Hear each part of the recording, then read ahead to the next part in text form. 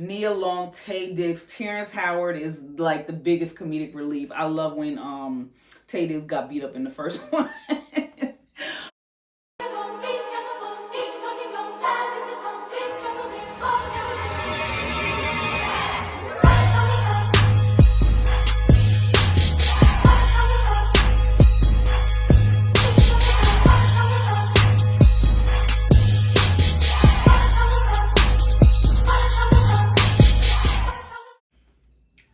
Hello, welcome back to another Vlogmas video. I am so excited that you're here with me once again for Vlogmas season. It has been such a wonderful time getting out all of these holiday videos for you, and I just had to do a video about my top 10 all-time favorite Christmas movies. Of course, I had to come and let y'all know like which movies I've been rocking with. You know, I'm not gonna lie again. I'm gonna tell y'all I'm an OG in the game. I'm gonna leave it at that. I'm a movie buff, so I definitely know my movies. I have seen just about everything that you can think of. And I don't just watch movies. Like a lot of the times I read the books and I watch the movies, or I'm just very well versed when it comes to movies, reviewing movies, being a movie critic. I should have been somebody like on the lines of Siskel and Ebert, because I'm very good at recognizing a good storyline, a good plot, a good hook, a good climax of the movie, and just an overall, a very well put together cast, story, scenes, theme, everything. Like I'm very good at that. So I am gonna jump right in with my top 10 Christmas movies of all time. And maybe some of these are your favorites. I wasn't able to get all of them on the list. Of course, I have a ton of movies that I absolutely love, but it was very hard for me to narrow down these 10. Maybe there'll be a few honorable mentions at the end. I'm gonna jump in right at number 10 with 1965, A Charlie Brown's Christmas. Who does not love the Peanuts cast? This was the actual first television special aired by the author Charles M. Schulz, and they, you know, obviously did a rendition of his Peanuts comic. So A Charlie Brown Christmas aired 1965. Not all of the characters of the Peanuts comic were in the Charlie Brown Christmas, but the main ones that were in there was Lucy, Sally, Marcy, Pigpen, Linus, of course, Charlie Brown, Snoopy was in there. I believe Woodstock was in there. And I believe Schroeder was in there. I don't know, like it's very hard to pick out of the favorites for the Peanuts cast. Everybody loves Charlie Brown. I would say that I really liked Linus, you know, the one that played the piano, because he didn't really talk too much. I think that was Schroeder. I really like Schroeder. Of course, I love Snoopy. Like, he didn't really have no talking points, but I love Snoopy. And I think I did like Peppermint Patty, because she was just too talkative, overexcited all the time. And she was a tomboy, so it was just funny. I love Charlie Brown Christmas. This obviously aired way before I was born, but it still was a staple in my childhood, and I'm sure it was in yours as well. So coming in at number 10, I have Last Holiday. Now, I'm a big romantic rom-com. Y'all might have heard this already before. I'm a rom-com type of girl. So I love Christmas movies that are themed around, you know, a good love story, somebody falling in love. Last Holiday came out in 2006. It starred Queen Latifah and LL Cool J. And I believe there was a few other supporting cast members that was in there. But it was a great storyline. I think that Queen Latifah really, when she started acting and started, you know, cranking out these movies, she just really stole the scene in a lot of the movies. And she just made it work. Like, I felt her roles, her characters were always very believable. And this storyline was really nice because the theme of it was basically she had received bad news that she was about to die. She had like a terminal illness, and so she ended up selling all her assets, selling everything, and just living her life to the fullest, you know, up until her expected last day. And then you know, Christmas miracle happened. She ended up falling in love with somebody that she had a crush on, ended up finding out that the news was false, that it was a mix-up in whatever diagnosis that she received. She got the guy in the end. Beautiful ending to the story. Of course, they're in love, and it just, you know, it's so heartwarming. I love stories. So any Christmas movie that is based around love is probably going to be in my list. Yeah, shout out to Queen Latifah and LL Cool J. That was an odd pairing too. Not even gonna lie. Like, LL Cool J be doing his thing, but I've never really seen him as like a cheesy love interest. So that was funny to see. Coming in at number 8 is The Perfect Holiday. And Last Holiday aired in 2006. Then Perfect Holiday aired in 2007, starring Gabrielle Union and, of course, Morris Chestnut. I believe that Gab Union and Morris Chestnut had a very great chemistry on the screen because they ended up starring in a lot of movies together. This was a good storyline. It was very interesting. I think that the comedic relief as Charlie Murphy as Gab Union's baby daddy was hilarious. I love Charlie Murphy. Rest in peace to him. He's also had a lot of good supporting roles over the years, and he always helped bring like the comedy to some of his movies. Perfect Holiday ended up being funny, and it was also a romantic movie where in the end, you know, Gabrielle ended up getting her man. This story was basically the theme of it was her kids ended up making a wish for her to fall in love because I think things were going wrong with Charlie Murphy and he wasn't being, you know, the man for her. Morris Chestnut was the Santa that overheard the Christmas wish from the kids and ended up, you know, kind of basically playing it out. I already know how that goes. So it was a great, good movie, written very well. And Gab Union is a great actress. I love her. She's definitely in a ton of movies, and she's always the leading girl, the star girl. So she gets her man in the end, and I'm happy about that. Number 7 is Almost Christmas. Now this one is a little bit more recent than these ones that came out in 2006 and 7. The Almost Christmas came out in 2016. I think that it was a spinoff of one of my other movies, or kind of like a rendition. And it had an all-star cast as well. Monique starred in it, Kimberly Elise, Danny Glover, Gabrielle Union was also in that. Nicole Ari Parker was in that one. There was a few others that was in that movie, but it had a lot of comedic points to it. Interesting plot. You know, the father, he was trying to sell the family house, getting older, wanting to downsize, and trying to bring the family all together again. A dysfunctional family at that, because, you know, Monique, of course, was one of those ones in the movie that just was over the top. And then there was the feuding sisters that didn't get along. I think it was Nicole Ari Parker and Gab Union. Those two were fighting, or it might have been Kimberly Elise, one of them. But just basically the overall theme of that movie was family, dysfunctional family trying to come together one last time before the father of the family revealed that he sold the house. They always trying to sell something on the low. You know, so many storylines have had that theme with it. But it was a great cast, and I will say that just because I love seeing like Black films, this is probably like starting the last of some of the Black films that I really seen, as opposed to, you know, the early 2000s and the 90s where it was a lot more Black films. So this one aired in 2016. Great cast. And at number 5, now it was hard for me to pick this one because this one is a childhood staple of everyone. This is the OG in the game, and everybody, when I've asked like a social experiment, I've asked everybody what is their favorite Christmas movie. This is always everyone's number one Christmas movie. Home Alone. Macaulay Culkin, that guy, that dude. I think there was like 3 trilogies, Home Alone 1, 2, and 3, but I don't think Macaulay Culkin was in number 3. Iconic.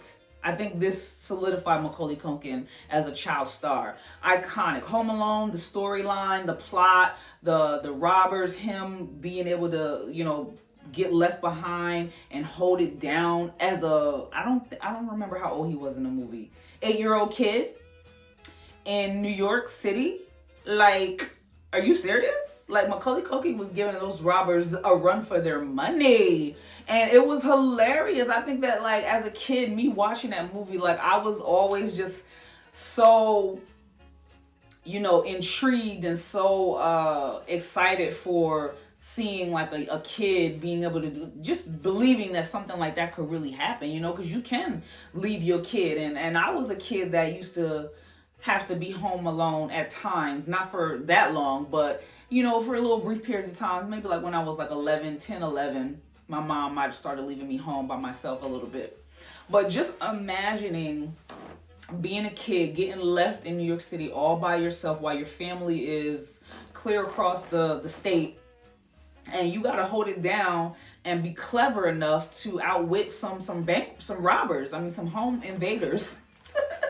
I forgot the name of those those are some classic actors that played the robbers. I can't think of their names at the moment. But yeah, Home Alone is iconic. It will always be everyone's childhood staple. It doesn't matter if you was born in 2022, you're probably going to end up loving Home Alone as your #1 Christmas movie. Shout out to Macaulay Culkin. Coming in at number 4. Number 4 is, oh my God, I get cheesy when I think of this movie. This Christmas, oh my gosh. This Christmas aired also in 2007. This was like the iconic all-star cast.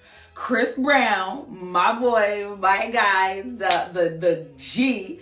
I was like, Chris Brown really, he can act. I love him acting. I love him as an entertainer. Like, I'm not even going, this video will turn into a Chris Brown video real quick. So I'm not even going to go on a tangent about Chris Brown. But if you know, you know. And you know how I feel about Chris Brown. Chris Brown is in this movie, Columbus Short. Idris Elba, like, makes my heart beat out my chest. I love Idris Elba as an actor. Like, I can watch any Idris Elba movie. Like, I probably watched everyone. I'm sure I've seen everyone. The girls in this movie slayed as well. Lauren London was in this movie. She did a really good job. Loretta Devine, who everyone loves her as she always plays a great mom in all the movie. Any movie that Loretta Devine is in, she always plays a great mom. And the father in this movie was Delroy Lindo. Delroy Lindo, you know, Delroy is like iconic from Crooklyn. Everybody knows him as the father from Crooklyn. So he did a great job playing the father in this Christmas. You know, nothing too over the top. He was pretty mild, but still, you know, just a strong presence in the movie. I believe that, I feel like somebody else I'm missing in this movie. Regina King did a great job. She was also in it. Laz Alonso, I think, was in this Christmas. But again, like I said, this Christmas was like everything. This Christmas came out before Almost Christmas. So it was top tier. Like, that was the go-to Christmas movie for the Black culture. Like, everybody was like loving it. And I think like when Almost Christmas came out in 2016, it kind of tried to play or piggyback off of that one.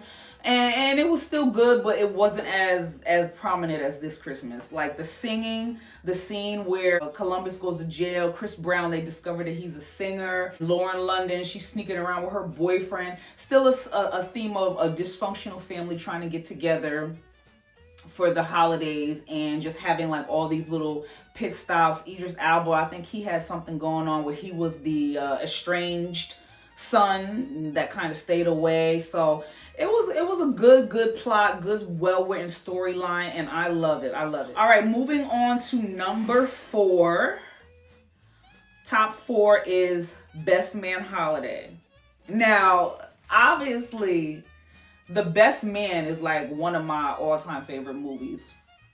And this is why I had to put The Best Man Holiday in here as one of my favorite Christmas movies, because like that cast still grabs my heart. Like Mia, like I don't even call her by her real name, which is Monica Calhoun. I don't call her by her real name. I call her Mia, and I don't play about Mia. When Mia passed away in that movie, like it tore my heart apart. Like, as she was my own family member in real life. Like, I was devastated seeing Morris Chestnut break down like that, losing his wife, but them all coming together, like, you know, having one last great Christmas together before Mia passes away. Nia Long, Taye Diggs, Terrence Howard is like the biggest comedic relief. I love when Taye Diggs got beat up in the first one.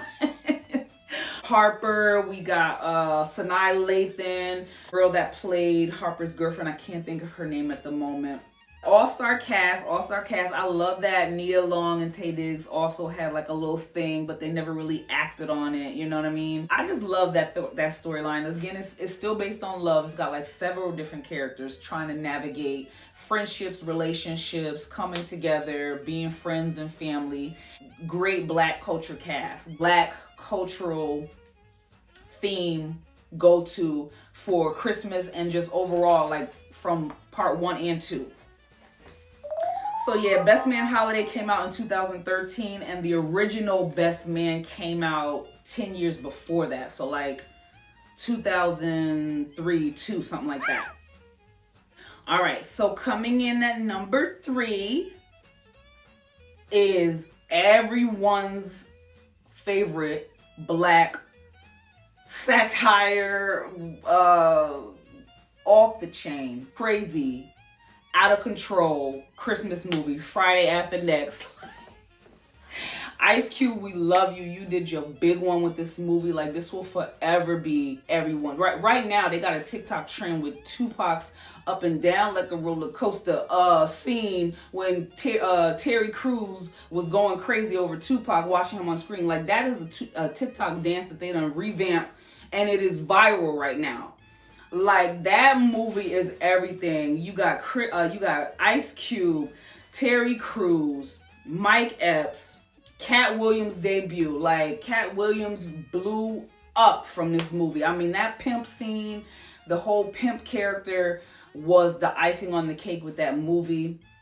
I think it really just gave it like the extra over the top funny that it needed. And you got John Witherspoon. Rest in peace to John Witherspoon. I love him as an actor. He is another one like Loretta Devine, who plays a very great father in all of his movies.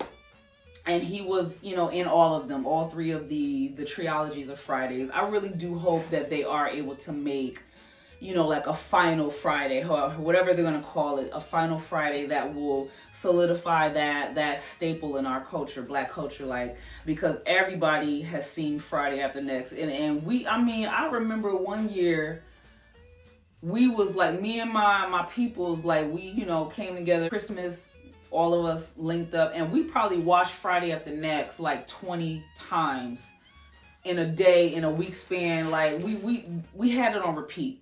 Like, that's how we knew that movie from back to back. Friday After Next aired in 2002. I was a little young tender on the scene, you know what I mean? So, just a great time to be in the culture, for the culture. Everything just kind of was coming together for Blacks in film and media, and I think that Ice Cube really helped solidify a lot of actors, Black actors at that time. So shout out to Ice Cube. We love you for that, and this will always be in the lineup. Number 1, I mean, it will always be in my top 5 for sure. We are on number 2. Number 2. Are you guys excited to hear what my number 2 Christmas movie of all time is? And this is going to shock you. 1998's Jack Frost. Michael Keaton, the star. Michael Keaton, if you remember, like, Michael Keaton was big at this time. Batman, Beetlejuice, iconic roles. Like, I love Michael Keaton. He has always solidified his roles as well, like, sold them. Very quirky roles, or like, you know, always the villain in a lot of his roles. And I'm not gonna lie, Jack Frost, originally when I seen like the previews, it kind of scared me because the snowman looks a little scary. And it's a story about basically a boy, his father, his mom. The father gets, you know, unalived, and he comes back as a snowman. And I mean, the reason why this movie is my number 2 movie is that it don't matter when I watch this movie. I can watch Jack Frost today and it will still make me cry. Like, this movie jerks my tears in a way where it's just like, I know that it brings out the emotion in me. So I know that it caters to who I am, and like, it's a really well written storyline. Concept of just how we lose people, how we grieve, and sometimes we have to use these things to keep their spirit alive. And that's basically what the message of the movie was, is that, you know, his father lived on but came to life in his mind as a snowman. So just holding on to his father, the memory of his father. Like, this movie makes me cry. Like, and I love it. I love it. I think it's a great movie. It plays off of kind of like Frosty the Snowman, but I don't think Frosty, the real Frosty the Snowman, passed away. Jack Frost, 1998, definitely Michael Keaton, he did his thing in that one. Now, we are at number 1. Number 1. Now, a lot of y'all might not really be up on this movie, but I'm here to tell you right now that you need to get up on this movie, because this movie is iconic. This movie is top tier. This movie is everything. And this movie is my favorite Christmas movie of all time. Hands down, this is my favorite movie of all time. The Preacher's Wife. Oh, this movie is like my love. My love. Like, I can watch The Preacher's Wife a million times and it will still make me feel the same way inside. It's also a tearjerker a little bit. Denzel Washington, the star of this movie, one of my favorite actors, sold this movie for everything it's worth. Like, he played Dudley the angel, came down to save a marriage and Christmas for the iconic Whitney Houston and her husband, who is also in real life Angela Bassett's husband. His name is Courtney B. Vance. So he was the preacher. Dudley comes down back to life as an angel to help Courtney save his church, save his marriage, and also there's two little boys that Jeremiah, the sweet little boy Jeremiah, he narrates the movie. It's so sweet. And he is trying to help his family adopt another little boy so that Jeremiah can have a brother. So it's like 3 different themes in there going on at once, but the main one is it focuses on the marriage of Whitney Houston and Courtney B. Vance. And Dudley ends up falling in love with Whitney Houston. Now, Whitney Houston at this time, baby, 1996 is when this aired. Baby, Whitney Houston was on her A game. Beautiful. I mean, gorgeous, gorgeous woman. And the voice. The soundtrack to this movie is also my favorite CD soundtrack. Like, every single song from start to finish. I can play The Preacher's Wife soundtrack and I know every word. It's one of my favorite gospel CDs. I love it. I love it. It's just such a wonderful movie. If you have not seen The Preacher's Wife, please go and check that movie out for me. I would love for you to just experience that. And a lot of people forget about The Preacher's Wife as a Christmas movie, but it is themed around Christmas. It's definitely based around Christmas. Whitney Houston and Denzel Washington, 2 top tier icons. They sell this movie for everything that it is. And I love this movie. So this one will always be my favorite. It will always be my top movie. Right now, I'm trying to figure out which streaming platform that it is on. If not, I believe that I have it on DVD, but it's like in a pile somewhere. So I gotta find it. But I'm gonna watch The Preacher's Wife at some point before or during or on Christmas, because that's just my movie. That is my movie right there. And I'm a movie head. I love movies. I've seen so many movies. I collect movies. I keep up with a lot of actors. Some of these actors are consistent throughout these movies. Like I said, Gabrielle Union is in a lot of these movies. Nia Long is in a lot of these movies. Loretta Devine, she also played in The Preacher's Wife as the supporting actress and assistant to Courtney B. Vance, the preacher. So yeah, you will see a lot of these actors during this time when a lot of black movies were prominent in the late 90s, just being utilized in different themes and different movies. And so definitely The Preacher's Wife is number one. So some honorable mentions real quick that, you know, I wasn't able to put in my top 10, but are still very much some of my favorite Christmas movies. The Grinch. I love all variations, especially the one with Jim Carrey, of course. Polar Express is a cartoon animation. I love that one. Rudolph the Red-Nosed Reindeer. A Muppets Christmas. Iconic, love it. Nightmare Before Christmas, even though it's got like a little dark theme, still a very good Christmas movie with Tim Burton, very awesome author, screenwriter. Jingle All the Way with, what's his name? What is his name? Prominent actor. A lot of people know him. The Frosty the Snowman, the original animation. Christmas with the Cranks was funny, very funny. Then you got A Christmas Story. A lot of people, that is their number one movie as well. I really am not like too familiar with A Christmas Story, just because like I'm more Black themed, but I've watched a lot of these here and there. Then we've got one of the prominent movies, A Christmas Carol with Ebenezer Scrooge, and you know how that storyline was greatly written. It came out in so many, it originally aired probably like in the 1950s, 40s. I'm not sure the exact date. This was a very old movie, but they remade it so many different times, definitely brought it up to speed, changed it. They made a Christmas animation out of it as well. So there's several different variations of the Christmas Carol where Scrooge gets visited by three ghosts of Christmas past, present, and future. And it's a great message for just wanting to help people to appreciate life, appreciate the good, and not become bitter and jaded with life, and especially around the holidays. Yeah, that wraps up my top 10 Christmas movies. I hope you guys enjoyed this video. I hope you guys have seen most of these movies, and if you're not, you're probably a Gen Z or Gen Y, and you need to go back and watch these movies so that you can be caught up to speed with the culture. Okay? Check out these movies, guys. Definitely like, comment, and subscribe if you like. Stay tuned. Check me out in my next Vlogmas videos, and I will see y'all in my next video. Thanks for watching.